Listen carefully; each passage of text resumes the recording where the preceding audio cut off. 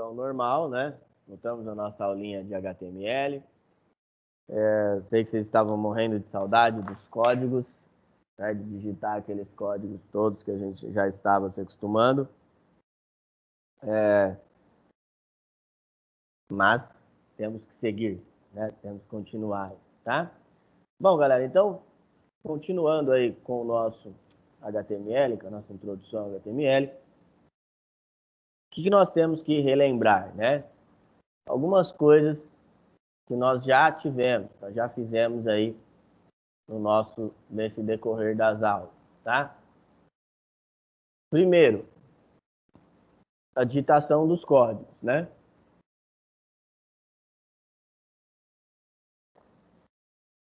Como é que faz? Como é que nós fazemos para poder, assim, aprender melhor os códigos, né? Para aprender melhor os códigos, pessoal, o único jeito é treinando. Então, procurem fazer os exercícios, procurem refazer. O que eu indico? Procurem mudar, né? Procurem estar sempre mudando. Vocês aprenderam um comando novo? Procurem estar mudando esse comando para aí vocês conseguirem ver qual efeito ele faz, qual o efeito prático dessa mudança de comando. Quando eu mudo a estrutura de alguma coisa, o que acontece, tá?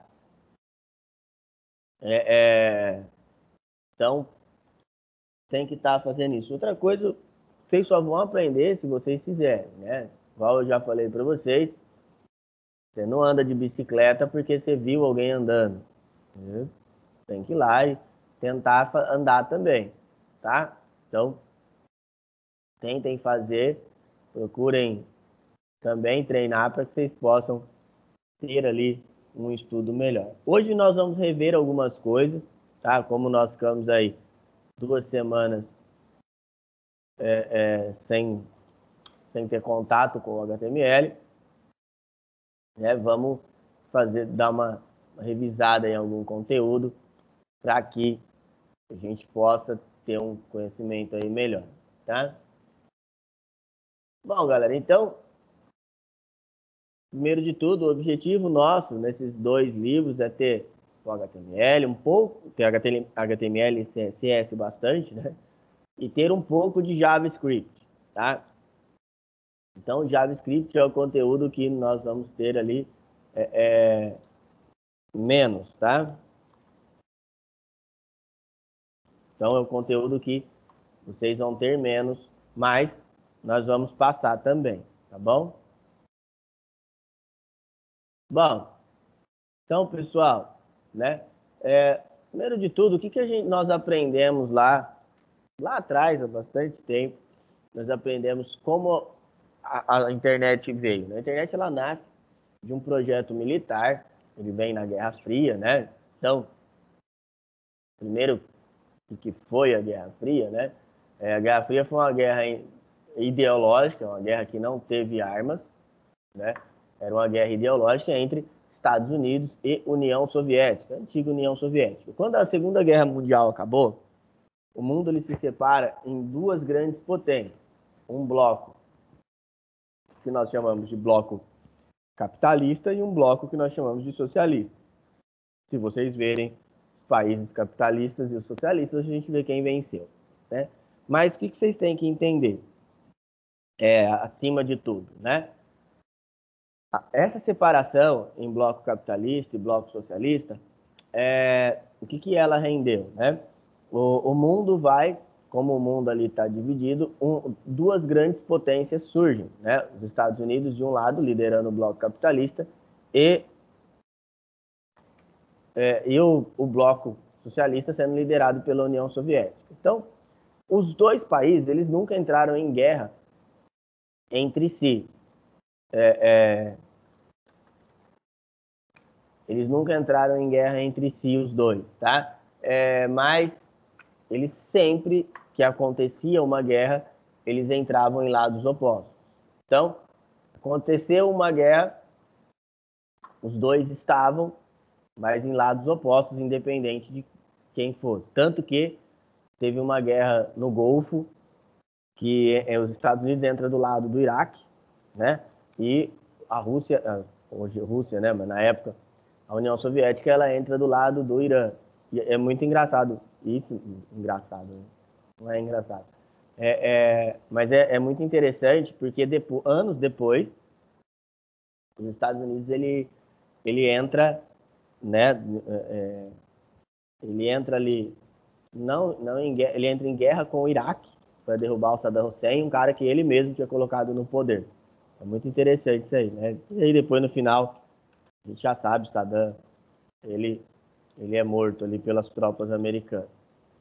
Bom, pessoal, então resumindo isso, e por que os Estados Unidos investiram tão pesado nessa época nesse projeto? Eles investiram porque a Rússia ela coloca um satélite no ar. Esse satélite chama Sputnik. E o que fazia o Sputnik? Na verdade, nada, né? Como assim nada? O Sputnik, a missão dele era dar uma volta na órbita da Terra, tá? E cair. Então assim, a missão dele, basicamente, era dar uma volta e depois cair, né? Mandando sinais. Então, ele mandaria pulsos, né? Mandando sinais aí para a Terra. Lógico que naquela época não, o nível de informação não era igual hoje, né? Hoje nós temos um nível de informação muito maior, então as pessoas não sabiam, principalmente os governos não sabiam que era só isso, né? E aí o que aconteceu? O que aconteceu foi que o governo americano ele começa a investir lá nesses mecanismos, tá? Bom, e como era a internet? O mais interessante é que a internet que vocês conhecem, né, o HTML, ele surge em 89 e a primeira versão completa dele, ela sai apenas em 1991. Então, como era a internet antes? Não tinha internet, né? Tinha, pessoal. Tinha, mas era um pouco diferente do que nós conhecemos hoje. Usava-se um programa, não tinha navegador, hoje nós usamos um negócio chamado navegador. À época usava-se um programa, e esse programa chamava Gopher, tá? E qual que era a função do Gopher? A função do Gopher era basicamente mostrar o que estava na web. Ele só mostrava caracteres. Então, por exemplo, vamos supor que você queria ver uma imagem. Não tinha como pôr uma imagem na internet, então? Tinha. E como funcionava, né? Como é que ele colocava essa imagem na internet? Como é que era colocado? Era assim, pessoal. Essa imagem, ela aparecia como link. Ela era carregada como se fosse um link. E aí, esse link, quem estava navegando, ia com a setinha, não tinha mouse, né? Tinha mouse, mas não era usado, tá? Ele ia com a setinha e com essa setinha ele clicava e baixava a imagem para o seu computador. Então, não é igual hoje, a gente vê vídeo, vê ao vivo, né? Hoje eu estava vendo uma pesquisa, hoje não, ontem eu estava lendo uma pesquisa que já são mais de 100 mil TVs no mundo inteiro que transmitem a sua programação ao vivo pelo YouTube. Olha que interessante, né? Isso é inimaginável há 30 anos atrás. Tá? TV, aliás, há 30 anos atrás, até TV por assinatura no Brasil não existia. Tá? TV por assinatura no Brasil, ela chega em 95, mais ou menos. Tá? Bom, então, era o Gopher. Aí teve a invenção do HTML, e aí foi melhorando. Junto com o HTML, surgem também os navegadores. Bom, galera, o que mais a gente tem que se lembrar? Além disso, como a internet era no Brasil. Então, até 95, até 1995, no Brasil não tinha internet. Tá? Como assim não tinha internet? Não, a internet ela não era comercial. Então, tipo assim, para você ter internet na sua casa, por exemplo, o que você tinha que fazer? Você tinha que comprar um órgão, uma estatal, ela chamava FAPESP. Essa estatal, ela regulava a internet no Brasil, essa FAPESP. E aí, você tinha que ir lá desculpa, chamava Embratel. Você ia lá e comprava, né? Comprava um plano de dados, tá? Lógico que não é nem sombra do que é hoje, né? Naquela época, por exemplo, você comprava um link de 12 KB. Tá? E aí, para comprar, não era assim, não era só chegar lá e falar, vou comprar um link. Não era assim. Você tinha que você tinha que provar que você realmente necessitava de internet. Então, você tinha que ir lá e mostrar que você realmente necessitava de internet. E aí, por exemplo, você sendo um pesquisador, um professor, ou então em grandes empresas, tá? Então, eram esses os casos que a pessoa poderia ter internet aí na sua casa, tá? Ou na sua empresa, por exemplo. Aí, em 95, é criado a FAPESP, aí a FAPESP regula a internet. Aí você já podia ter em casa, sem problema, por meio da linha telefônica. Aí você já tinha em casa um modem lá no seu computador, você ligava na linha telefônica. E aí, pessoal, você conseguia ter uma conexão de 54 kbps, tá? Então, já era uma conexão melhor. Nos anos 2000, meio de 2000, início de 2001, chega a banda larga no Brasil, que a banda larga, ela vem primeiro em São Paulo, por meio de uma empresa que chamava Telefônica, né? Ela tinha comprado ali comprado a Telesp, que era a empresa estatal de São Paulo, para regular a telefonia, e aí começa-se a vir a banda larga e vem até hoje, até abrir mais os mercados e assim por diante. Tá bom? Então, assim foi indo, assim até chegar no que nós temos hoje. Hoje, se vocês acham a internet de vocês lenta hoje, imagina como é que era para nós, né, há 30 anos atrás. Bom, 30 anos atrás nem tinha, né? Então, imagina como é que era ali, né, há 25 anos atrás, quando tinha a internet ainda engatinhava no país, tá? Como que a internet funciona? A internet funciona da seguinte maneira. Vamos pensar aí na sua casa, tá? Eu vou falar bem a grosso modo, porque é lógico que tem diferença, tá? De uma para outra. Então, vamos lá. Primeiro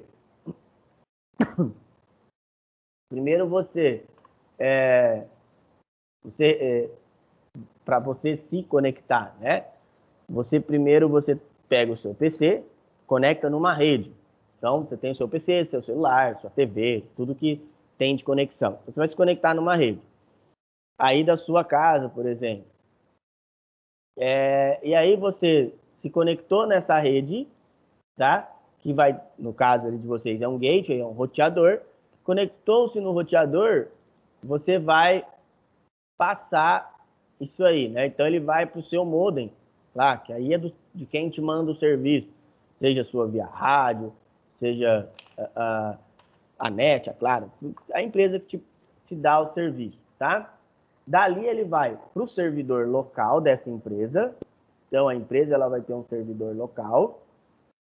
Esse servidor local ele vai para o servidor do país, que nós chamamos de backbone, e desse backbone ele é transmitido para toda a internet, tá? Então ele vai indo nesse espaço, tá? Vai seguindo basicamente esse espaço. Bom, e quais serviços hoje a gente precisa de internet? Todos possíveis e imagináveis. Hoje pelo contrário, é difícil pensar em um serviço ou pensar em algo que você não necessite de internet, né? Então, é muito difícil hoje nós pensarmos na nossa vida sem internet, né? Como é que seria a nossa vida hoje sem internet? É difícil pensar, né, pessoal? Porque, por exemplo, se você vai pegar um ônibus, uma coisa trivial, hoje ele usa aí, ele usa cartão, né? E o cartão ele precisa ter uma conexão de dados para poder se comunicar, para poder. Ele tem que se conectar a um servidor para saber quanto você tem no cartão e assim por diante. Tá? Depois para tirar esse valor ou para inserir esse valor. Então, você, para tudo hoje, é muito raro você sair da sua casa e não ter pelo menos um acesso à rede, né? Ou à internet. Tá? Então, é, é muito difícil ali imaginar, né, que você tenha algum dia ou algum momento ali dentro da sua vida é, é, que você não vai ter que acessar a uma rede de dados, tá? É lógico que, pessoal, nem toda hora você vai acessar a internet da maneira que a gente está acostumado, né? Você, toda hora eu vou acessar uma página. Não é assim, né, gente? Às vezes o acesso à internet se dá por meio de rede de dados mesmo. Conforme você vai acessando, trafegando numa rede de dados, aí você vai tendo um melhor acesso aí, né, à sua rede, tá?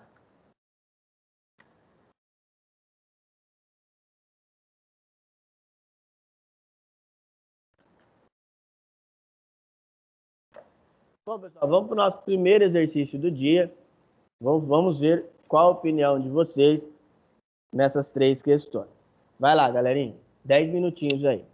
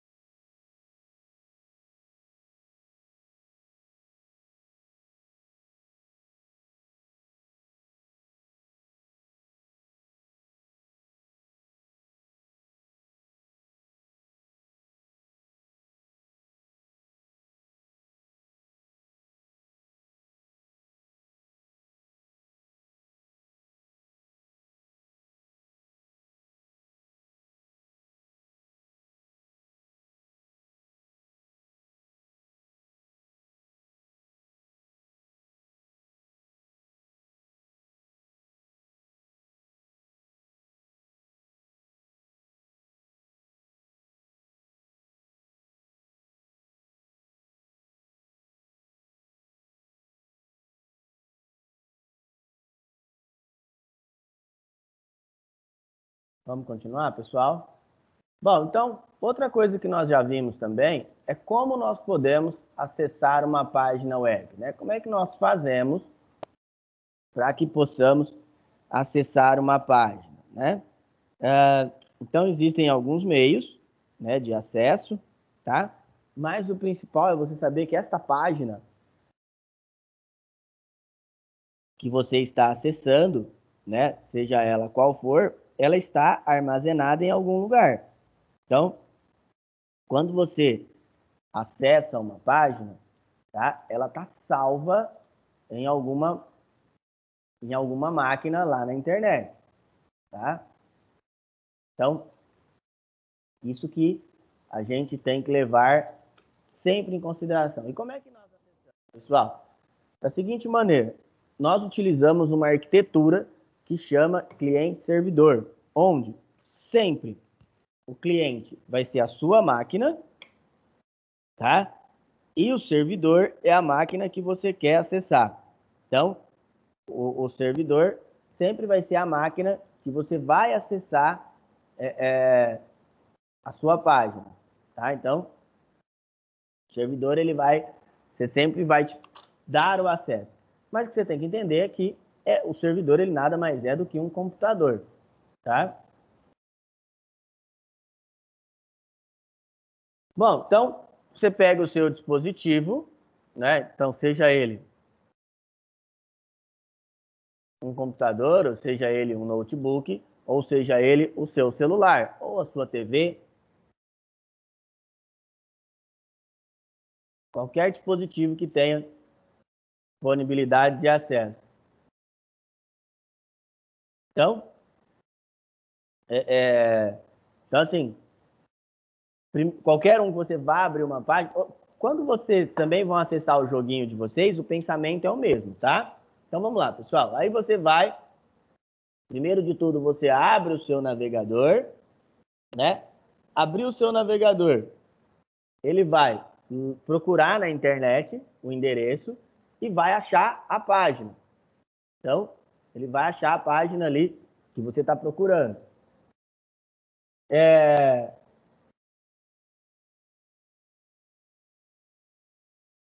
Ela retorna para você e aí exibe no seu dispositivo, tá? Basicamente é esse, sempre isso. Tem outros passos, é evidente, tem o servidor DNS, tá? Que também influi bastante, mas basicamente é isso que ele vai fazer. Basicamente é esse giro que ele vai fazer, tá bom? Bom, e aí o que eu já falei para vocês também é como que eu posso comparar ou como que eu posso fazer para comparar as linguagens web e a vida, né? Então, por exemplo, eu posso comparar um jornal, onde a jornalista que ela tem que pegar as imagens, pegar textos e pegar os vídeos. O designer, ele vai adequar o tamanho do jornal, colocar na medida certa, colocar as cores padrões, e o programador, ele vai colocar aquilo no ar, tá? Então, na internet, esses três cargos seriam: a jornalista seria o HTML, o designer o CSS e o programador o JavaScript. O que isso quer dizer, pessoal? Quer dizer o seguinte: o HTML ele sempre vai estar ligado ao conteúdo. Então, sempre que vocês verem o termo HTML, ele vai estar sempre ligado ao conteúdo. O CSS sempre ligado ao design. Ele vai sempre deixar aquilo mais bonito. E o JavaScript é a interatividade, tá? Então, a interação, tá? Bom, galera, então o que nós falamos? HTML5, conteúdo, que é o que nós estamos aprendendo. Exemplo de uso, tal código aí, né? Então, tá aí o códigozinho. As CSS. Por que as CSS? Porque são as folhas de estilo, tá? Então, as CSS, elas vão fazer o design. Então, todo o design da nossa página será feito nas CSS, tá? Exemplo de uso aí, o que nós vamos aprender quando chegarmos na CSS? Ela pode ser dentro da própria página, Ela pode ser na própria linha, além de ser dentro da própria página, ela pode ser na própria linha, ou ela pode ser um conteúdo externo, que é o mais usado. E o JavaScript é o conteúdo de programação. Então, é um código também, ele também pode estar dentro da sua página, mas geralmente ele é inserido fora, tá? E o JavaScript, pessoal, ele está em todas as páginas possíveis, que você possa imaginar. Ele é um complemento, tá? Hoje, porque o JavaScript ele roda sempre no cliente, tá? Então, como ele roda no cliente, ele vai estar sempre presente ali dentro das nossas estruturas, tá? Então, isso aí que a gente tem que sempre estar visualizando, tá bom? Só vamos para o nosso segundo exercício, tá? E aí já dá para entender bem o funcionamento de cada um. Vai lá, galerinha.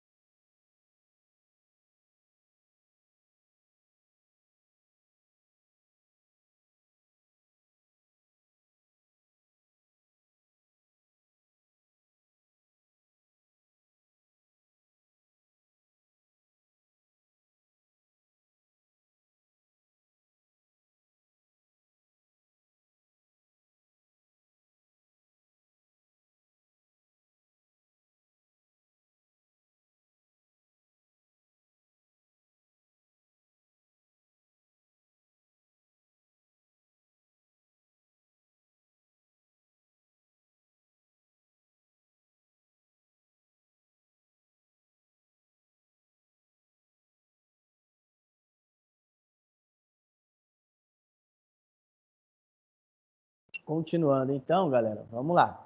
Bom, então, primeiro de tudo, né? Qual que é a diferença entre um cliente e um servidor? O cliente é sempre o que recebe a informação, o servidor é o que envia. Para que serve HTML, CSS e JavaScript? CSS, você vai fazer o HTML, perdão, vai fazer a estrutura da página, o CSS vai fazer toda a parte de design e o JavaScript ele vai cuidar da interatividade, tá bom? 4 sites que fazem uso de JavaScript, podia ser qualquer um, YouTube, Facebook, Instagram, Globo, qualquer site hoje, qualquer não, né, mas a maioria dos sites hoje, eles fazem uso, tá? Eles fazem uso do JavaScript, eles têm essa necessidade, tá bom? Então, eles precisam do JavaScript para poder funcionar. Bom, galera, continuando aí, então, outra coisa que nós vimos também foi sobre linguagens de programação. E o que é uma linguagem de programação? Uma linguagem de programação é toda aquela, tá, que você possui recursos de interatividade. Então, toda vai te dar recurso de interatividade, vai te dar um retorno, ela é uma linguagem de programação, tá bom? Então, lembrando que nós não podemos esquecer, HTML e CSS não são linguagens de programação, tá bom? Então, elas são linguagens de formatação. Por quê? Porque ela só vai te mostrar uma coisa na tela. Ela não vai te dar um retorno, tá bom? E cada linguagem de programação ela é voltada para um fim. Ela é voltada para algo, para alguma ação, tá? Então, então, assim, sempre que você pensar qual a melhor linguagem de programação? Depende do uso que você vai fazer dela, tá bom?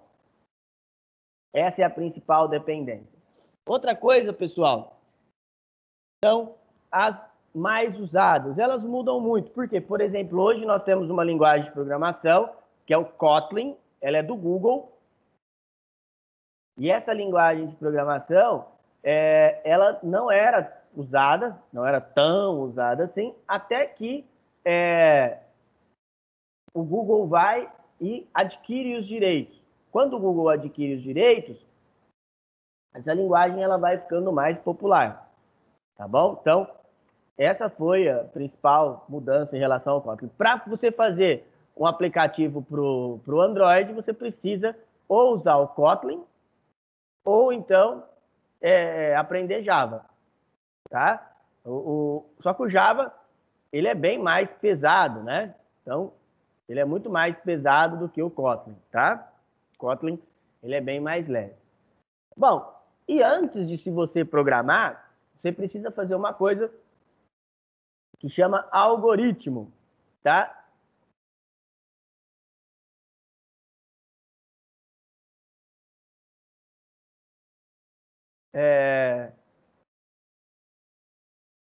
O algoritmo é como você vai estruturar o seu programa. Então, como é que eu vou fazer para estruturar o seu programa? Então, por meio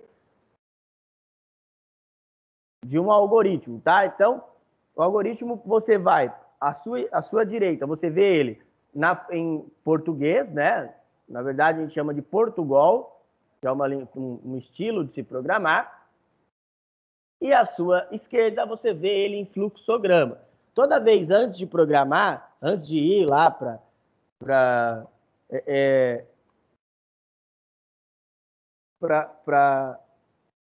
ir para a IDE mesmo, para fazer o programa, nós primeiro fazemos o algoritmo. Por quê? Porque tem uma coisa que chama teste de mesa, e esse teste de mesa ele nos auxilia quando nós vamos ali ver se o programa vai realmente funcionar ou não.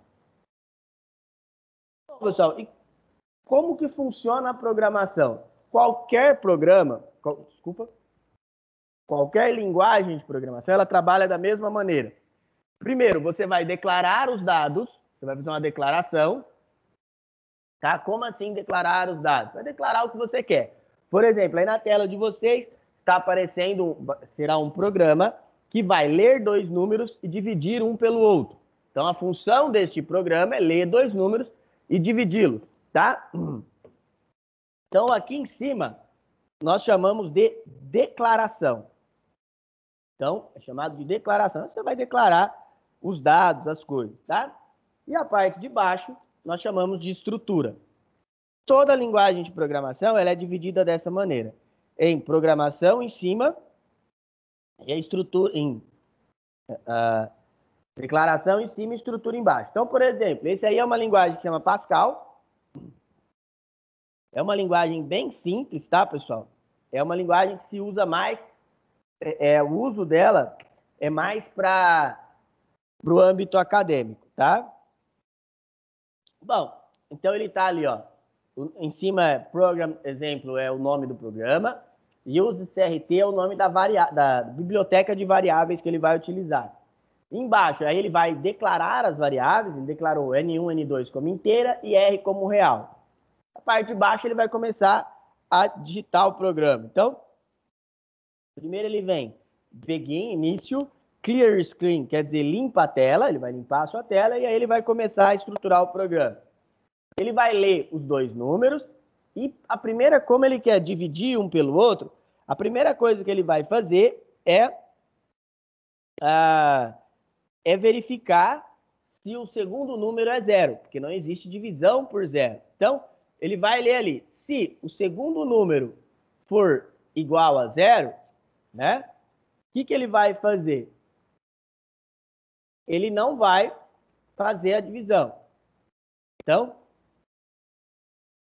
se o segundo número for igual a zero, ele já vai dar uma mensagem de erro.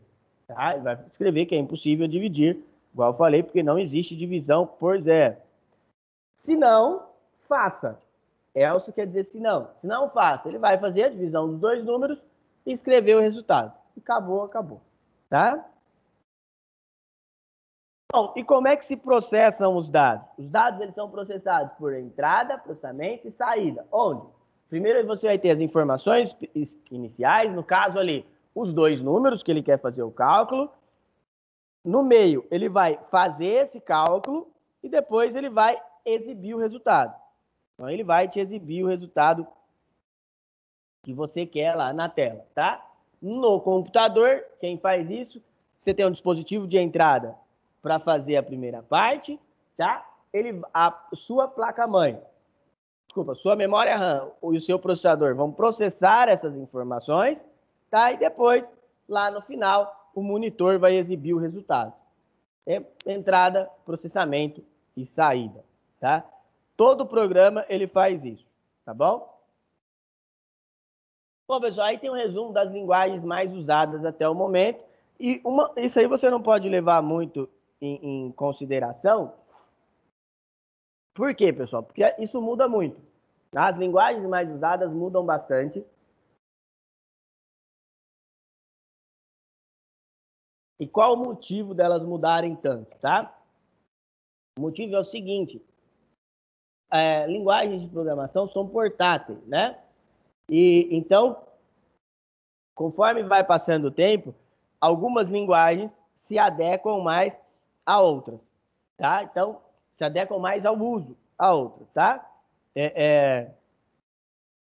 Então, a definição de uso ela é muito subjetiva. E outra coisa, por exemplo, tem linguagem que ela não funciona sozinha. Por exemplo, aí na tela de vocês está aparecendo o SQL, tá? E o SQL, pessoal, ele é uma linguagem de banco de dados. Então, sozinho ele não faz nada.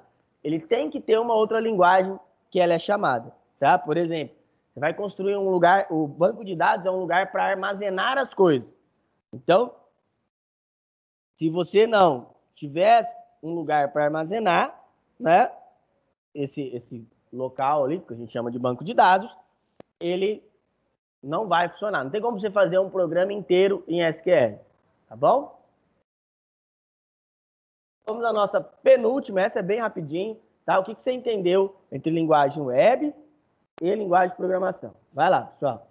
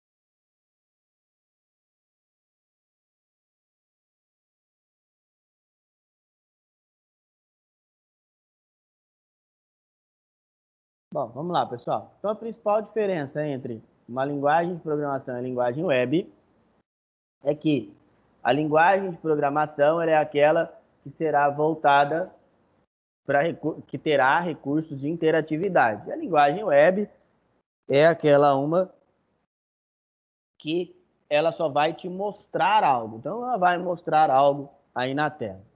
Bom, então, o que nós, relembrando aí, o que nós vamos ter que ter do nosso celular ou ter do nosso computador? Esses são dois exemplos de programas para você fazer, criar os seus códigos, né, para o seu celular.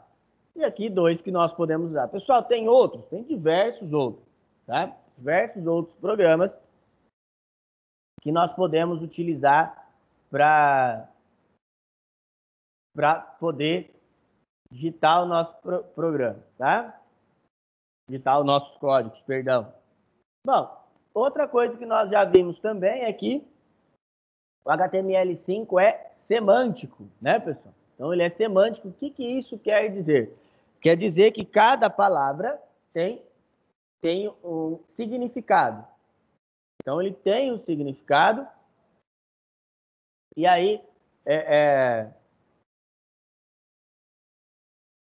cada vez que você digita um código, né, ele tem um significado, algo que ele vai fazer. Tá, pessoal? Então, isso que nós não podemos esquecer dentro do HTML. E o HTML também, ele tem uma estrutura. Tem uma estrutura que ele, para você ir fazendo. Com base nessa estrutura, vamos ver se vocês estão atentos ao que nós já fizemos. O que vocês vão fazer agora?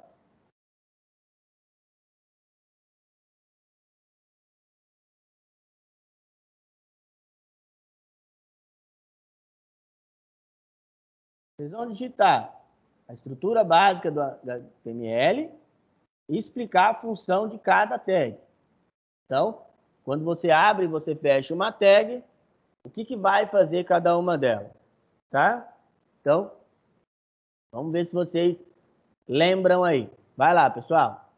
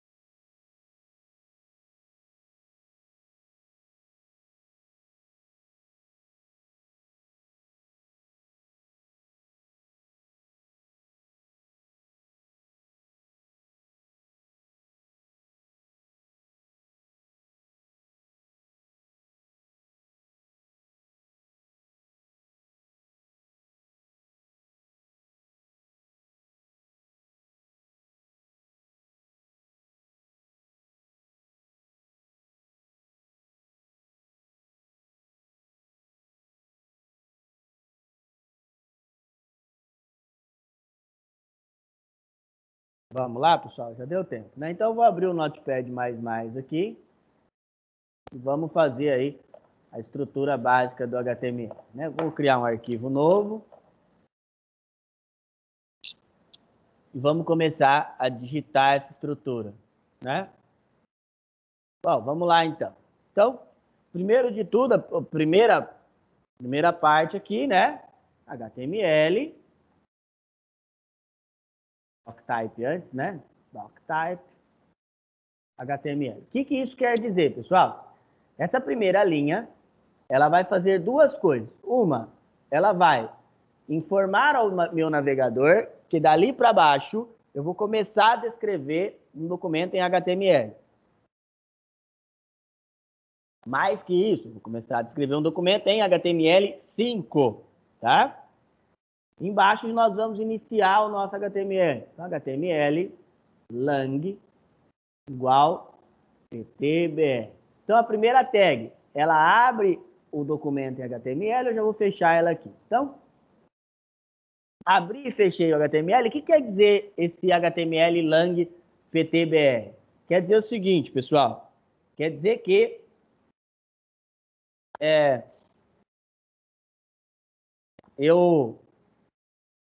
eu vou começar um documento em português do Brasil. Algumas partes é só para informar o navegador, tá? Bom, aí tem duas guias importantes. A head, que é a de cabeçalho, tá? E a body, que é o corpo do nosso HTML. Então, tudo que nós formos fazer que vai aparecer na tela, ela está dentro aqui da nossa tag body. E o que nos serve, né, de cabeçalho, que a gente pode fazer como configuração, ela está dentro da nossa tag. Ela está dentro da nossa tag head, tá? Então, head nós vamos fazer as estruturas. Em head nós vamos, por exemplo, podemos colocar o nosso CSS, tá? E assim vai, tá bom?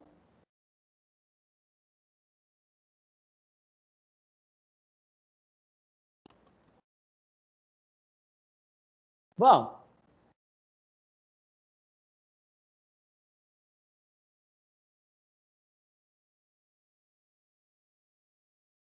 vamos lá. Então, o que nós aprendemos também até agora? Dentro da head, nós vamos colocar o título da página, né?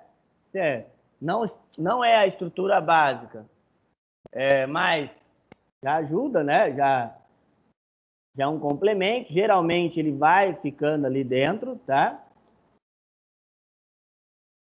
Aqui também tem um comando que ele é novo, pessoal, que é esse aqui, ó. O meta name viewport.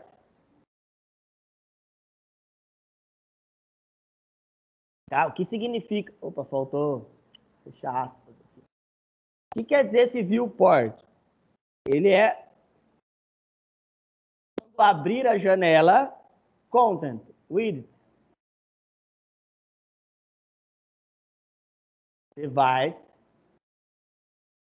with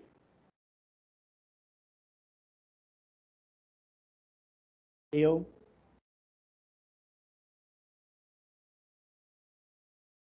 igual 1.0. Esse comando aqui, pessoal, é pro seu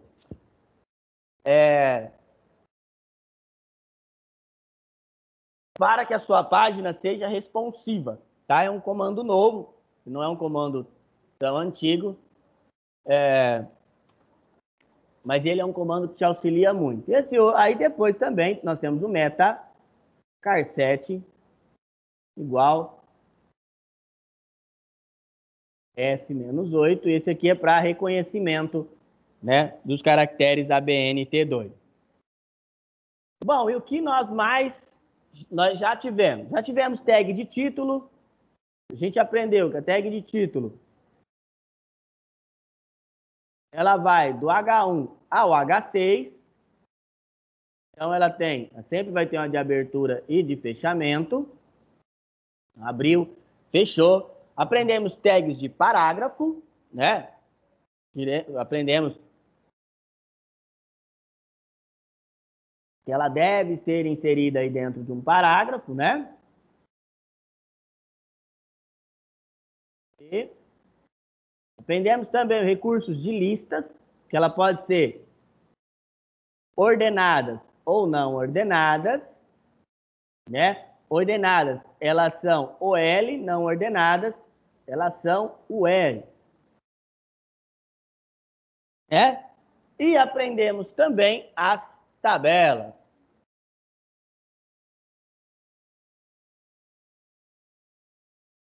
Aprendemos também o recurso de tabela, tá?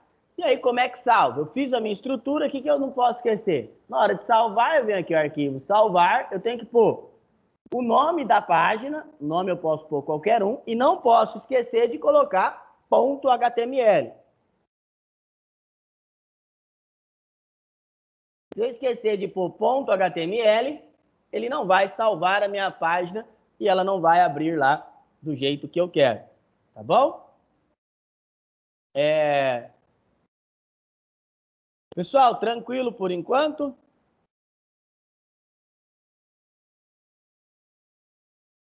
Bom, vamos para o nosso último de hoje, então. Né? Vocês vão desenvolver uma página e tem que ter... nós fizemos também imagens e links. Então, vocês vão criar uma página agora com tudo que vocês já tiveram. Eu sei que já faz um tempinho que a gente não teve, mas tentem fazer, por favor. Vai lá, galera.